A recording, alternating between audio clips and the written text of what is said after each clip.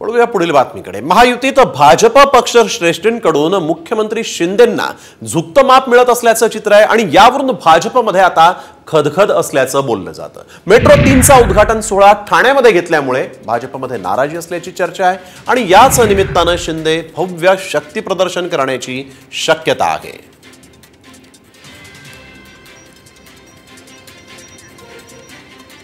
तर नेमकं काय कारण आहे ते आपण बघतोय नाराजीचं। मेट्रो 3च्या उद्घाटनाचा कार्यक्रम ठाण्यामध्ये घेण्यात आलाय।